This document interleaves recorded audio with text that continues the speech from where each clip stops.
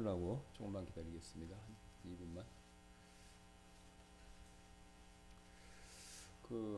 참고로 제가 이제 다음 주에는 영동 성선침례교회 그 말씀 집회가 있어서 가서 말씀을 좀 전하러 가기 때문에 다음 주에는 아마 교회를 참석하지 못할 것 같습니다. 그래서 다른 우리 형제님들이 대신 수고해 주실 거고요. 그 다음에 이제 오전 성경 공부는 우트만 목사님이 아마 해주실 예정입니다. 그래서 목사님이 해주실 때 또 이렇게 잘 참석해 주시면 감사하겠습니다. 자, 제가 잠깐만 이게 됐는데. 우리 학생이 지금 하나씩 여기 있으니까 좀 나가주시면 좋겠습니다.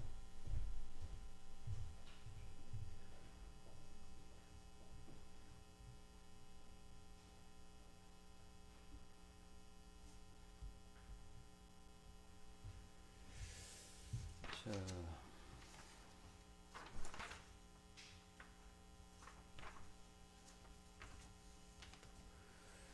그래서 우리 저기 다 되면은 우리 김석진 형제님께서 좀 나눠주시고 우리가 이제 시간이 됐기 때문에 제가 잠깐 기도하고 잠깐 우리 먼저 시작하면서 중간에 나눠드리면 받으시면 되겠습니다. 제가 잠깐 기도하겠습니다. 감사합니다. 하나님께서 또 한 주일 동안 저희들을 은혜 가운데서 지켜주셨다가 오늘 또 이렇게 복된 주일 맞이하여서 하나님의 집인 교회에 이렇게 성도로서 지체로서 함께 모여 하나님을 높일 수 있는 은혜와 특권 허락해 주셔서 다시 한번 감사를 드립니다. 우리가 오늘도 하나님의 집인 교회에 온 것은 우리를 구원해 주신 예수 그리스도를 통해서 우리가 하나님께 예배, 또 하나님께 영광, 또 하나님께 찬송, 또 하나님의 높으심을 우리가 더 오늘 체험하기를 원해서입니다. 주님, 우리가 오늘 섬기는 하나님에 대해서 더 깊이 알 수 있는 은혜를 허락해 주시고 또 우리가 그 하나님을 더 가까이 하고 또 사랑하고 또 존경하고 때로는 두려워하는 그런 올바른 마음을 가질 수 있도록 하나님께서 은혜를 베풀어 주옵소서. 또 오늘 이 시간 우리가 예배 앞에 예배 시간을 하나님 앞에 예배 드리기 전에 우리가 하나님 말씀을 또 살펴서 우리의 마음을 또 준비하기를 원합니다. 오늘 또 성령께서 부족한 저를 사용해 주셔서 우리 성도분들의 마음에 꼭 필요한 영의 양식이 되도록 역사해 주시길 원하며 감사드리며 모든 말씀 예수님의 존귀하신 이름으로 기도드렸습니다. 아멘. 예, 우리 지난 시간에 이어서 이제 씨 뿌리는 자의 비유에 대한 내용을 좀 더 살펴보는 시간을 갖도록 하겠습니다. 지난번에 알려드린 요거를 먼저 보시고요. 그 다음에 이제 이어서 지금 인쇄 중인데 예, 그게 다 됐으면 또 나눠주시면 그걸 받고 그 다음에 이어서 살펴보도록 하겠습니다. 자, 여기 보셔서 아시겠지만 이게 이제 씨 뿌리는 자의 비유는 무엇과 관계되고 있냐면요, 우리의 마음입니다. 특별히 어떤 마음이냐면 하나님의 말씀을 받을 때 우리의 마음의 상태, 이거를 그 당시 이제 그 당시는 여러분 아시는 것처럼 농사짓는 사회잖아요. 예, 우리도 과거에 그랬지만 옛날에는 뭐 농사밖에 할 게 없어서 유대인들은 농사와 목축을 주로 했습니다. 그래서 예수님이 이제 농부들이니까 대부분이 그 잘 이해할 수 있도록 이 밭을 비유로 삼아서 우리의 마음의 상태가 어떤가 이것을 원리상으로 명확하게 쉽게 그 다음에 확실하게 가르쳐 주신 내용이 되겠습니다. 자, 그래서 여기서 말씀의 씨앗, 말씀을 씨앗으로 비유했죠. 그럼 씨앗이 밭에 떨어져서 그 밭에서 일정 시간이 지나서 그 씨앗이 어떻습니까? 하늘을 향해서 열매를 맺죠. 자, 그래서 우리가 지난번에 살펴봤던 것처럼 이 열매는 무슨 열매냐면 뭐 거룩한 삶, 그리스도인다운 삶 이렇게도 이해하실 수 있겠지만 원리상으로 같지만 문맥에 따라 우리가 지난 시간에 살펴본 것을 봤었을 때 이것은 구원의 열매를 얘기합니다. 그래서 여기 나온 30배, 60배, 100배 이 열매들은요, 하나님을 향해서 우리의 심경이 변화돼서 구원받은 내용 이것을 이야기한다라고 보는 것이 굉장히 타당합니다. 자, 그래서 여기 제일 처음에 여기 말씀 나와 있는 것처럼 말씀드린 것처럼 그 빨간 것만 보겠습니다. 그들이 회심하여 자기의 죄들을 용서받지 못하게 하려 함이니라. 요거는 이제 예수님이 뭐라고 말씀하신 겁니까? 이제 예수님의 말씀을 듣고도 거부하는 사람들에게 일종의 심판, 하나님의 심판의 하나의 방법으로서 깨닫지 못하게 하는 겁니다. 그러니까 지난번에 말씀드렸던 것처럼 말을 너무 안 들어요. 그러면 어떻게 됩니까? 내버려 두죠. 그래서 더 그 상태에 빠져들게 우리 부모님도 그런 방법을 쓰듯이 하나님께서도 그런 방법을 쓰시는 거예요. 유대인들은 하나님의 은혜를 너무나도 많이 받은 백성 민족이죠. 하나님을 섬기는 백성이 어디 있었습니까? 그리고 하나님이 이스라엘 백성들을 출애굽시킨 다음에 다른 이방 민족은 경험해 보지도 못한 그런 엄청난 만나 반석에서 물이 나오고 메추라기 그 놀라운 은혜와 경험들을 굉장히 많이 했잖아. 굉장히 많이 했죠. 그럼에도 불구하고 어떻게 했습니까? 계속 완강하게 하나님께 불순종하고 저항한 게 바로 이스라엘 백성이었고, 마지막에는 예수님이 유대인으로 오셨어요. 그래서 유대인들에게 복음을 선포하시고 놀라운 일을 많이 베풀어 주셨는데 어떻게 했습니까? 이 사람들이 처음엔 좋다고 잘 듣다가 예수님 표현대로 빵을 먹고 배부른 까닭이었던 거죠. 나중에 어떻습니까? 예수님 말씀 드리니까 찔리잖아요. 그럼 나중에 결국 어떻게 했습니까? 예루살렘 입성할 때 호산나 그러다가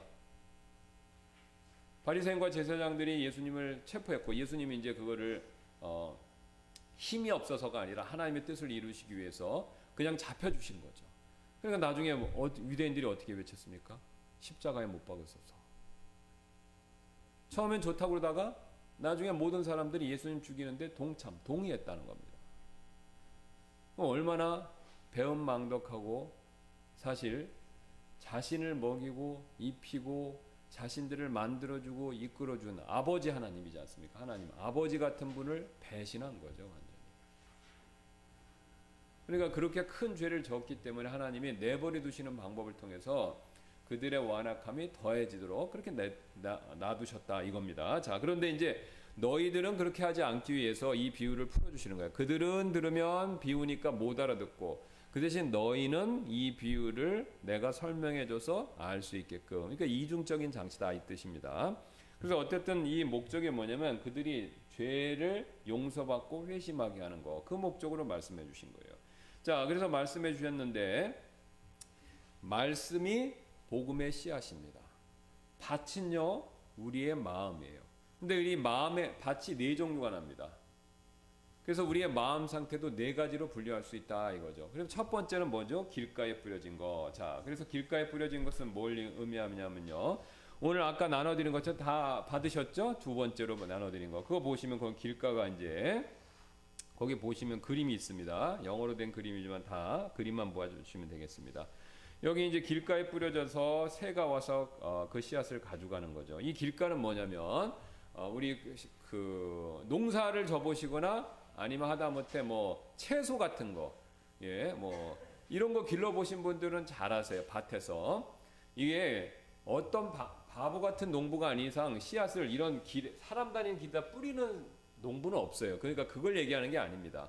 근데 이게 큰 밭이다 보면 씨앗을 뿌릴 때 밭 안으로 들어가잖아요. 그럼 밭에 이랑도 있고 고랑도 있죠. 그러면 그 밭 사이로 왔다 갔다 하면서 이렇게 씨를 뿌리지 않습니까? 여기 다 뿌리면 또 돌아서 이렇게 뿌리고. 그러니까 요 밭 안에서 왔다 갔다 하면서 자연스럽게 생긴 길, 그걸 얘기하는 거예요. 그거를 옆에 있는 도로, 차다니는 도로에 누가 씨를 뿌립니까? 그거는 불가능하죠. 그걸 얘기하는 게 아닙니다. 이 밭 안에서 사람이 왔다 갔다, 농부가 왔다 갔다 하면서 이제 씨앗을 뿌리는 거잖아요. 그러면 그 뿌린 씨앗이 바람에 날리든지 잘못 뿌렸든지 간에 이 왔다 갔다 하는 길, 그래서 자연스럽게 농부가 다니는 그 길에 떨어진 씨앗이 있다. 이 뜻입니다. 그걸 길가다 말씀하신 거예요. 근데 그 길은요, 같은 밭이지만, 이 밭 안에 있지만 길가로 표현된 그 부분은요, 같은 밭이지만 사람이 밟았으니까 어떤 특징이 있습니까? 어떻게 다릅니까? 이 눌러졌죠. 그러니까 눌러져 갖고 씨앗이 뿌려져도 잘 안 들어가는 거죠. 바로 그걸 얘기하는 겁니다. 그러니까 이 밭의 상태가 뭐냐면 단단해졌다 이겁니다. 아예 씨앗이 들어가지도 못할 만큼 단단하다. 그러니까 그 위에 단단한데 씨앗이 떡 떨어지니까 씨앗이 파고들지를 못하죠. 뿌리가 나도 들어갈 수가 없습니다. 그러니까 거기 있다가 새가 와서 이 농부가 파종할 때, 씨 뿌릴 때 새들이 또 좋아하는 씨앗이 있지 않습니까? 그러니까 새들이 와서 기다리고 있다가 그거를 채가서 먹었다 이겁니다. 그러니까 예수님이 이거에 대한 해석을 뭐라고 말씀하셨습니까? 어떤 사람이 말씀을 들었는데, 자 보겠습니다. 마태복음, 마가복음, 누가복음에 우리 마태복음 보겠습니다. 어떤 사람이 왕국의 말씀 듣고 그것을 깨닫지 못할 때에는 그 사악한 자가 와서 그의 마음속에 뿌려진 것을 채워가나니 이 사람은 곧 길가의 씨를 받은 자다. 그러니까 이 길가에 받은 사람의 특징은 뭐냐면 듣긴 들었는데 마음으로 못 받은 겁니다. 그러니까 사탄이 와서 싹 가져간 거예요. 그러니까 제가 자주 말씀드리지 않습니까? 우리가 일단 말씀을 머리로 듣고 이해하셔야 돼요. 이해를 해야 됩니다. 근데 머리로 듣고 이해해서 멈추면 안 되고 그 말씀을 이해한 그 내용을 어디로요? 마음으로 받으셔야 된다 이거죠. 근데 마음이 문제는 이 길가처럼요. 이 길가의 밭처럼 마음 상태가 단단하면 철판을 두른 것처럼 단단하면요. 이게 안 들어가는 거예요. 그냥 듣고 머릿속에 있는 거예요. 이게 내려가야 되는데 여기에 머물고 있는 겁니다. 근데 시간이 지나다 보니까 사탄이 그걸 딱 보고 있다 구원받는 거를 절대 반대하니까 사탄이 어떤 생각을 줘서 이걸 싹 가져가는 거죠. 그런 게 어디 있어? 아니면 하나님은 안 좋으신 분이야. 뭐 하나님 대신 나를 믿어야 되지. 뭐 온갖 잡생각을 줘서 사탄이 그걸 싹 가져가는 겁니다. 그러니까 이 사람은 듣긴 들어도 아무 유익이 없은 거죠. 이렇게 왼쪽으로 들어왔다가 오른쪽 귀로 나가버리는 거죠. 바로 이런 상태를 얘기하는 겁니다. 자, 그 다음이 뭐냐면은 아시는 것처럼 돌밭. 그 다음이 이어서 뭐냐면 가시나무들 사이에 씨를 받은 거. 그러니까 그냥 말씀드리기 쉽게 가시나무 밭, 제가 이렇게 말씀드리겠습니까? 돌밭하고 가시나무 밭이 있어요. 그러면 이 돌밭하고 가시나무 밭하고 좋은 마음 밭, 요 세 가지는요, 두 개는 같고 하나는 달라요. 근데 그러면 두 부리죠. 자, 가시나무 밭하고 돌밭하고 그다음 좋은 마음 밭이 있습니다. 근데 요거하고 요 둘의 양쪽에 결정적인 차이점이 있어요. 무슨 차이점이 있습니까? 이쪽 두 밭은요, 뭔가가 있어요. 그게 돌이든 가시나무든지. 이쪽 좋은 밭은요, 아무것도 없어요. 그냥 순수하게 흙 100%예요. 근데 원래 정상적인 밭은 좋은 밭 같이 돼야죠. 흙 순수하게 100%가 있어야 됩니다. 근데 이쪽엔 돌이 들어가 있거나 아니면은요, 가시나무 뿌리가 거기 생겼다는 겁니다. 그러면 원래 흙 100%가 있어야 씨앗이 들어가서 이게 잘 자라서 열매를 맺는데, 원래 흙 안에는요, 아무것도 없고 흙만 있어야 되는데, 지금 그 흙 안에 돌이 있던가 가시나무 뿌리가 있던가 뭔가가 있는 거예요. 그러니까 뭔가가 있으니까 여기에 들어가는 걸 막는 거죠. 바로 이게 문제다 하는 겁니다. 마음 안에 돌짝 같은 게 있고 마음 안에 가시나무 뿌리 같은 게 생긴 거예요. 그러니까 말씀을 들어도 이게 처음엔 반응이 있다가 그 말씀이 하나님을 향해서 열매를 못 맺는다 이겁니다. 바로. 예, 그러니까 거기 한번 보겠습니다. 예, 거기 보도록 하겠습니다. 마태복음 13장 20절입니다. 예, 그러나 돌밭 속에 씨를 받은 자 곧 그 자는 말씀을 듣고 즉시 기쁨으로 그것을 받아들이나. 예, 말씀을 들으니까 기뻐했어요. 예, 벨릭스하고 베스도하고 차이가 있었죠. 예, 벨릭스는 미쳤다 그러고 베스도는 그걸 잘 들었습니다. 예, 그러니까 처음에 복음의 말씀을 듣고 기쁘게 잘 받아들이는 사람들이 있어요. 자, 근데 그게 밑으로 못 내려간다 이거죠. 여기 보니까 왜 밑으로 못 내려갑니까? 돌밭 때문에 그렇다라는 거죠. 그러니까 그 다음에 이어서 13장 21절 속에 뿌리가 없어 잠시만 견디는 자니 말씀으로 인하여 환난이나 핍박이 일어나는 때에 그가 곧 실족하느니라. 자, 돌이 있으니까 처음에는 기쁨으로 받다가 내려가야 되는데 못 내려간다 이겁니다. 그러니까 이 씨앗이 열매를 못 맺는 겁니다. 그 다음에 두 번째는 가시나무들 사이에 씨를 받은 자인데요.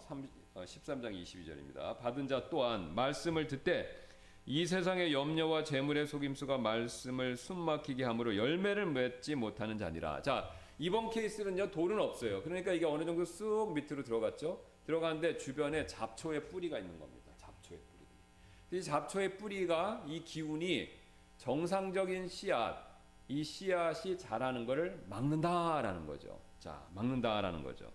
그래서 이 막는 이 가시나무들의 비유된 건 뭐냐면 이 세상의 염려, 재물의 속임수 이런 겁니다. 이런 것들이 있어서 정상적으로 이 복음의 씨앗이 마음과 합해지지를 못했다 이겁니다. 예. 이게 못했다라는 것이죠. 자, 그리고 옆에 이제 그 내용들이 뭔지 더 자세히 나오는데 마가복음 보겠습니다. 마가복음 4장 18절 오른쪽으로 가보시면 가시나무들 사이에 뿌려진 것들은 이들이 곧 말씀을 듣되 이 세상의 염려와 재물의 속임수와 다른 것들에 대한 정욕이 들어와 말씀을 숨막히게 하여 열매 맺지 못하게 되는 자들이니라. 그다음 8장 14절 가시나무들 사이에 떨어진 것은 말씀을 듣고 나아가다가 이 세상 삶의 염려와 재물과 쾌락으로 숨이 막혀 완전함에 이르는 열매를 내지 못하는 자들이니라. 자, 그러면 저를 다시 봐주시면 이제 다시 한번 들어가겠습니다. 요 두 개하고 요거는 차이점이 있죠. 좋은 밭하고 가시하고 돌밭. 이게 무슨 차이가 있습니까? 좋은 밭은 아무것도 없어요. 정상적으로 흙만 있습니다. 요 두 개는 뭔가가 있는 거예요. 그러니까 뭔가가 있으니까 씨앗이 자랄 수가 없는 거죠. 근데 이 첫 번째는 뭡니까? 돌밭. 두 번째는요, 가시나무 뿌리. 근데 이 돌밭을 예수님이 쭉 읽어보시면 뭡니까? 이게 세상을 살다가 겪게 되는요, 고난과 어려움이에요. 그러니까 이 고난과 어려움을 만나면 구원받지 않은 사람이 특별히 처음에는 좋은 말씀입니다, 좋습니다 그러다가 내가 신앙으로 예수님 믿어볼까 하다가 어떤 어려운 일이 확 일어나잖아요. 재정이 어렵거나 뭐가 어려우면 그러면 신앙을 더 믿는 것을 포기하는 겁니다. 하나님 왜 그렇지? 예수 믿는 사람 왜 그렇지? 이런 식으로 해서 어려움이 오니까 이 하나님의 복음의 말씀을 듣는 것을 멈춰버리는 거죠. 그 다음에 두 번째 가시나무 뿌리는 뭐냐면 욕심입니다. 정욕. 그러니까 내 안에 뭐 돈이든지 뭐든 좋습니다. 여기 뭐 재물도 나오고 여러 가지 나오죠. 그다음에 염려하고 재물의 속임수. 근데 염려라는 게 결국 뭡니까?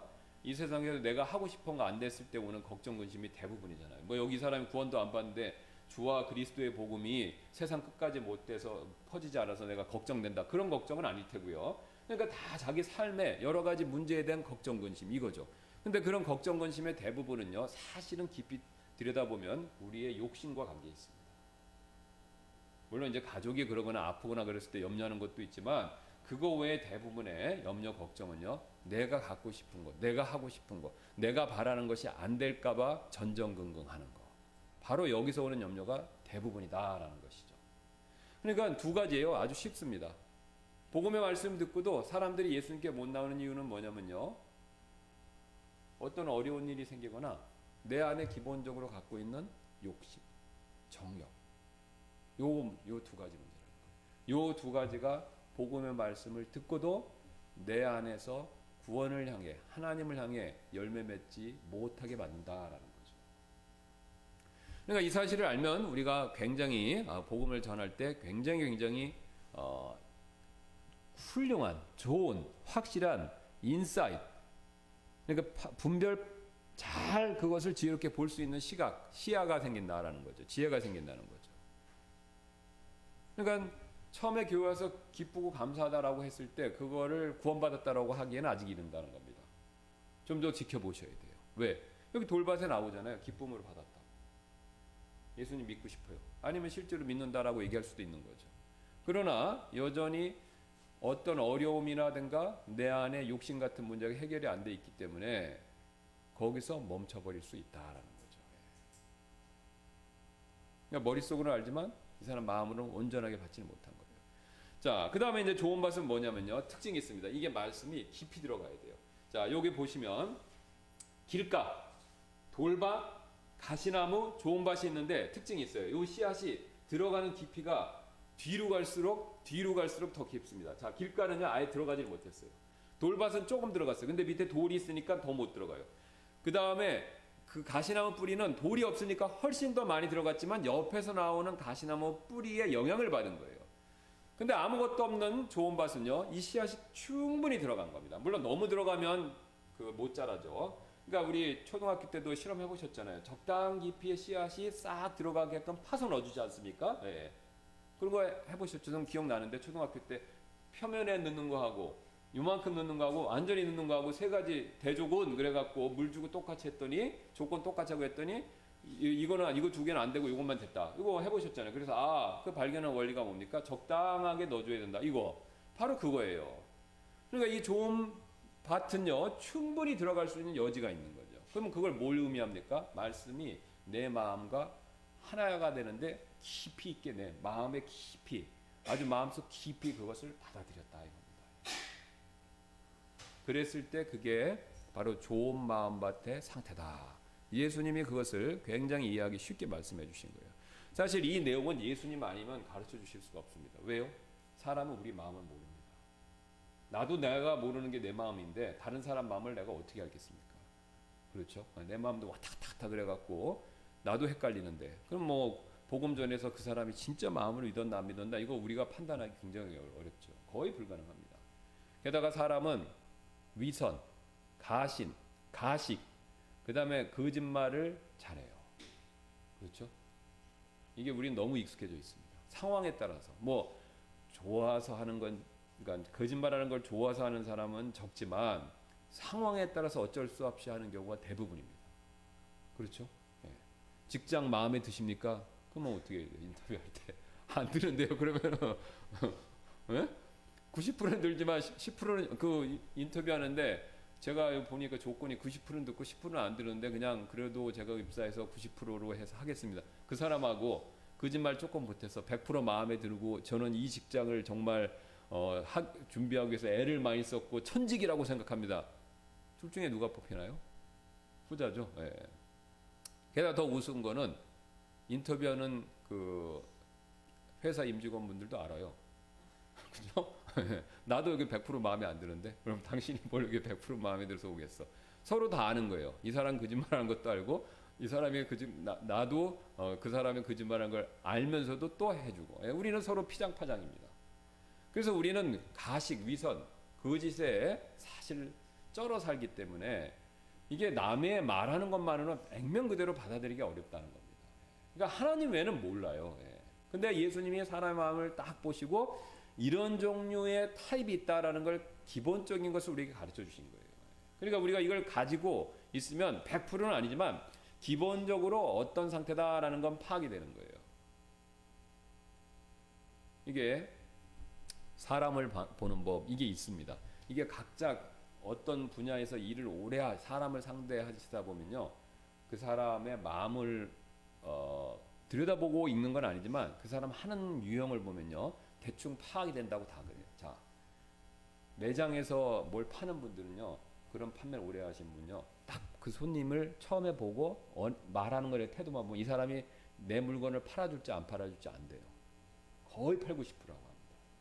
계약을 많이 하는 사람은요, 뭐 부동산 계약을 하든지 뭐 물건을 이렇게 빨리 사고 파는 걸 많이 하는 분들이라든지 그분들도 금방 안 되는 거예요. 금방 이 사람이 그 계약을 해줄지 안 해줄지 금방 안 되는 거예요.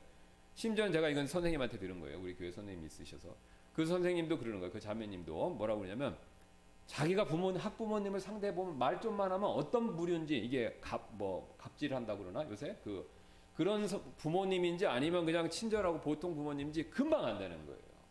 심지어는 그 선생님이 뭐라고 그러냐면 아이들이 커서 대충 어떤 진로로 가서 어떤 유형의 타입으로 어떤 사회생활을 할지도 예측이 된다는 겁니다. 100%는 아니지만 거의 맞대요. 자기가 오랫동안 해보니까. 저도 마찬가지예요. 저는 목회자니까 이 교회 오시는 목적은 제일 중요한 게 뭐냐면 죄 문제예요. 그렇죠? 네, 죄 문제. 이 죄로부터 구원받으시고 그 다음에 구원받고 나서도 저를 포함해서 우리는 왜 이렇게 죄를 많이 짓습니까? 그죠? 네, 목회 상당의 90%는요, 거의 90% 이상은 제가 이런 죄를 졌는데 어떡할까요? 다 그거예요. 제가 이렇게 믿음으로 승리했는데 너무 감사해서 왔습니다. 이런 경우는 거의 들어본 적이 없어요. 네. 기도 응답 받았고 잘 된 거 그런 말씀을 하시는데 목사님 아니면 저 가서 심각한 표정을 지으시면서 중요하게 상담할 내용이 있습니다. 그러면은 거의 90%는 다 무슨 문제예요. 자기 자신의 문제, 아니 자기 주변의 사람이 어떻게 했다든지 가정의 문제든지 하여튼 다 문제예요. 다 문제. 근데 그 문제의 뿌리는 항상 뭡니까? 죄죠. 죄. 내가 잘못해서 내가 죄를 져서 그러든지 아니면 다른 사람이 내 가까운 사람이 죄를 져서 피해를 입었든지 다 죄입니다. 다 죄. 그래서 저도 목회자로서 보면 대충 감이 옵니다. 예. 대충 감이 옵니다. 이분은 이런 문제가 있으시겠구나. 이렇게 몇 번 얘기만 해보면. 예. 그 다음에 이제 구원 안 받았나 안 받는다라는 것도 얘기를 처음 오신 분이죠. 여기 계신 분 다 이제 구원 받으신 거 제가 아는데 대부분. 예. 그 다음에 이제 방문자들도 얘기를 좀 해보면 감이 와요. 예. 그걸 신뢰하지는 않습니다. 예. 신뢰하는 건 아닌데 감이 오는 거예요. 예. 이분이 구원 받았나 봐. 근데 여러분들도 다 아세요. 왜? 이렇게 교제 나누시고 얘기를 하시다 보면 구원 받았는지 안 받았는지 금방 아실 수가 있죠. 거의 파악이 됩니다. 왜? 구원 안 받은 분들은 뭐 엉뚱한 생각하죠. 우리 교회 같은 경우는 저 뭐 영어 배우러 왔어요. 그러고 아니면 미국 문화가 좋아서 왔어요. 막 이러면 벌써 좀 아닌 거예요. 그죠? 예. 저는 막 죄 문제 있어서 말씀 사모해서 왔습니다. 이래야 되는데 그게 아니라 딴 소리들을 하시면은 뭐 아니면 뭐 결혼하러 왔어요. 뭐 또 심지어는 뭐 외국인하고 결혼하려 이런 경우도 있어요. 예. 이런 경우도 있었어. 왕왕 있었어요. 그래서 와서 문제를 일으킨 경우도 있고요. 실제로 뭐 저기 외국인 자매님들한테 막 이렇게 막 뭐 스토킹은 아니지만 하여튼 막 이렇게 막 접촉을 시도하고 그래갖고 문제가 된 경우도 있습니다. 그러니까 그런 경우로 그런 목적으로 교회로 오는 거는 그게 교회의 첫 번째 이유면은 그건 아니죠. 예. 자, 어떤 식으로든지 그래서 다 파악이 됩니다. 예. 그래서 우리가 다 파악이 되는데 자, 문제는 뭐냐면요. 이 마음으로 우리가 판단했다고 이게 100%가 아니지만 예수님이 이런 식으로 우리에게 마음을 읽을 수 있는 어떤 결정적인 기준들을 제공해 주셨기 때문에 이게 구원의 문제에 있어서 우리가 이것을 가지고 잘 여러분이 생각해 보시면요. 내가 복음을 전하는 사람, 또 내가 지금까지 영적으로 기도해 주고 관심을 가졌던 사람들의 영적 상태를 어느 정도는 알 수 있어요. 자, 어느 정도가 무엇을 의미하냐면요. 이 사람 구원받았다 안 받았다 이거 정도는 판단한다는 거죠. 그러니까 우리가 이 사람 구원받았다 안 받았다는 것을요. 판단을 하는데 분별을 하는데 그게 성경에서 말하는 기준이 아니라 내 경험이나 자의적인 기준을 판단해 버리면 실수가 생깁니다. 여러분 입장 바꿔놓고 의사라고 생각해 보세요. 의사는 오랫동안 진찰한 명의가 됩니다. 잘 고치면요. 근데 어떤 명의라고 해도요. 명의들도 보면 알죠. 그거 다 그래요. 제가 그 신문이나 이런 데서 보니까 명의들도 안색만 보면 안 돼요. 간을 전문으로 본다 그러면 얼굴이나 이 안색이나 색깔 이런 것만 봐도 이 사람이 간이 문제가 있다 없다라는 걸 안다는 거죠. 근데 어떤 명의도요. 자기가 그 환자의 안색, 얼굴 색깔 이런 거를 보고 암입니다 얘기하는 사람 없다는 거예요. 무조건 검사를 한다는 겁니다. 명의는 뭐가 차이가 있냐? 그 검사한 결과를 정확하게 판독하는 거예요. 여기에 차이가 난다는 거죠. 또 정확하게 판독한 거를 정확한 방법으로 교과서적으로 깨끗하게 완벽하게 치료하는 거, 수술을 포함해서 여기에 달려 있다는 거예요. 그러니까 정확하게 판단을 하는 게 중요한 겁니다. 근데 우리는 마음 상태를 읽어갖고 우리가 심리 분석가 이런 거 하는 사람이 아니잖아요. 그죠? 예. 뭐 이 사람이 정신과 의사를 하려고 하는 것도 아니고 뭐만 판단하면 됩니까? 방문자예요. 교회를 왔어요. 구원 문제에 대해서 관심이 있습니다. 복음을 듣기를 원합니다. 근데 이 사람이 정말 구원받았는지 안 받았는지 이것만 정확하게 판단하면 되는 거예요. 근데 그 판단할 때 내 기준을 하거나 내 경험을 해서 하면 위험성이 있는 거죠. 왜요? 구원 안 받았는데 받았다 그러고 또 받았는데 드물지만 안 받았다 그럴 수도 있습니다. 또 어떤 교회는 특정 가르침을 성경엔 최소한 구원과 관계에 대해서 20개 용어를 사용합니다. 그것도 전문적인 용어로 어토먼트, 대속, 그다음에 프로피시에이션, 화해 헌물, 그다음에 속죄, 뭐 리뎀션, 그러니까 구속 이런 용어들을 뭐 피 흘림도 있고 굉장히 전문적인 용어를 사용해요. 근데 특정 교회는 특정 용어만 선호합니다. 그러니까 어떤 교회는요 깨달음이란 말을 꼭 해야 되는 거예요.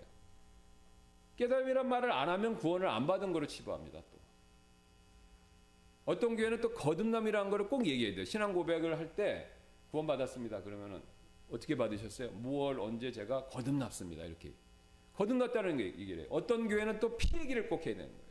피 얘기를 안 하면은 구원 안 받았다 그런다는 겁니다.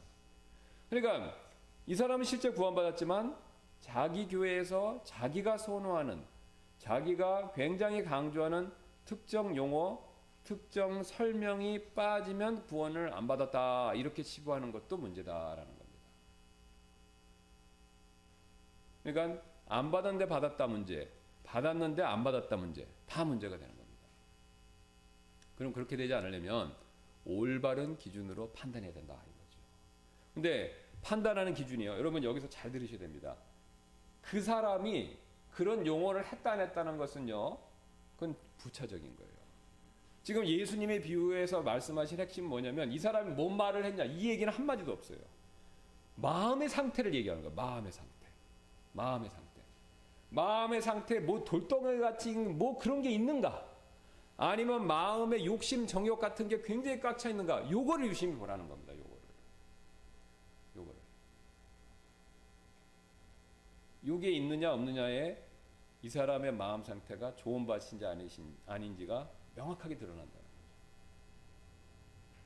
그래서 그 좋은 밭 같은 상태, 그 상태가 되었었을 때 바로 복음의 씨앗을 잘 받아들이고 그 사람이 그 말씀의 씨앗이 마음과 합하여져서 하나님을 향해서 열매를 맺을 수 있다라는 겁니다. 이게 예수님이 말씀하신 요점이에요.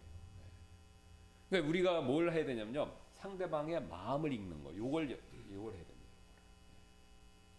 이 사람이 뭔 말을 했냐, 이거는 두 번째 문제예요.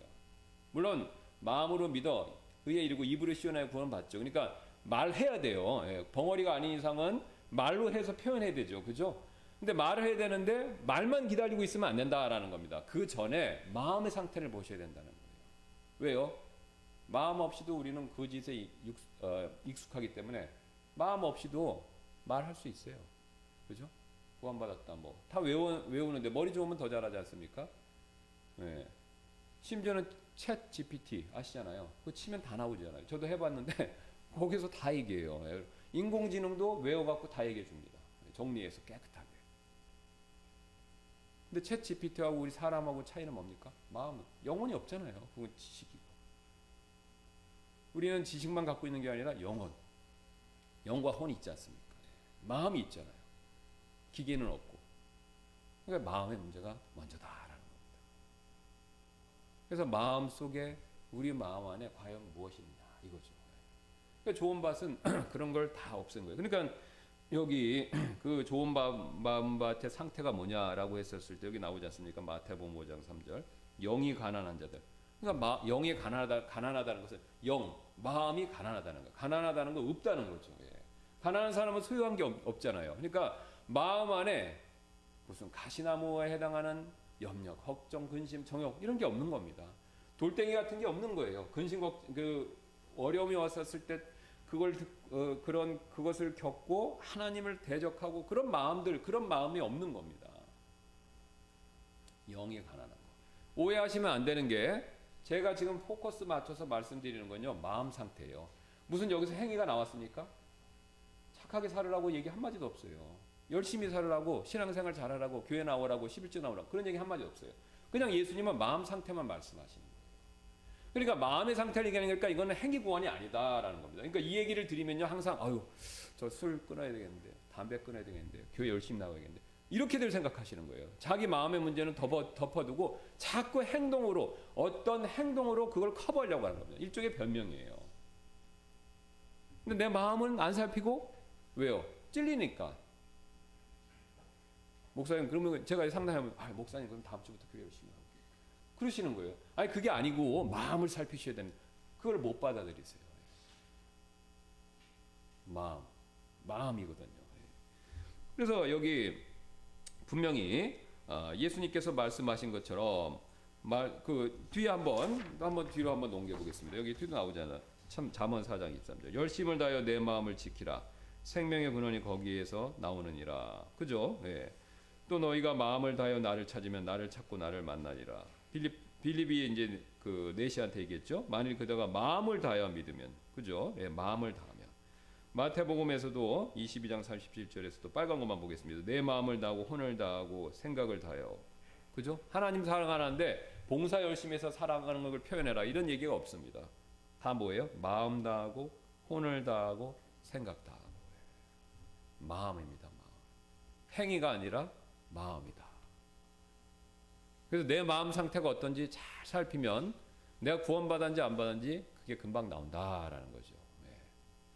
교회를 가고 안 가고 그 다음에 예수님을 믿는다라는 성경 구절 얘기를 입으로 했냐 안 했냐 이건 다 두 번째 문제입니다. 마음의 문제가 1차적으로 중요하다 이거죠. 예, 그래서 다음 시간에 이제 그러면 어떤 마음을 가져야 되는가 나눠드린 내용들을 가지고 또 한번 살펴보는 시간 갖도록 하겠습니다. 시간이 되어서 기도하고 마치겠습니다. 감사합니다. 하나님께서 오늘 또 우리가 구원과 관계돼서 우리가 하나님 앞에서 어떤 마음을 가져야 되는지 다시 한번 우리를 되돌아볼 수 있게 해주셔서 감사를 드립니다. 하나님은 사람이 아니시기 때문에 우리의 위선, 가식, 거짓, 외식에 속지 않으십니다. 우리가 아무리 겉으로 화려하고 우리가 아무리 성경 지식을 많이 알고 있고 우리가 아무리 겉으로 경건한 척을 한다 하더라도 하나님은 우리의 외적인 모습에 의해서 속지도 않으시고 속으려고 하시지도 않으시고 속으실 수도 없습니다. 하나님은 우리의 마음이 있는 그대를 살피시는 분이시기 때문에 그 마음에 있는 상태를 인정하고 하나님께 또 그 마음 가운데 우리의 마음 속에 돌과 같은 것들이 있고 또 가시나무 뿌리 같은 것들이 있다면 하나님은 그것을 먼저 우리 스스로 기경하고 갈아내고 즉 회개하고 순수한 마음, 가난한 마음 하나님 앞에서 어린아이 같은 마음이 되어서 예수님을 믿기를 원하십니다. 주님 우리 가운데 아직도 혹시 구원받지 못한 분이 계시다면 오늘 이 말씀을 통해서 스스로 자기 마음을 살필 수 있는 지혜를 주시고 또 자기 마음 속에 좋은 바 같이 아니라면 그것을 하나님 앞에 솔직하게 인정하고 진심으로 회개하고 뉘우침으로 어린아이 같은 가난한 마음이 되어서 예수님을 꼭 믿으실 수 있도록 성령께서 역사하여 주옵소서. 오늘 이 시간 이후에 있을 예배 시간에도 하나님께서 큰 은혜와 복을 내려주시기를 원하며 감사드리며 모든 말씀 예수님의 존귀하신 이름으로 기도드렸습니다.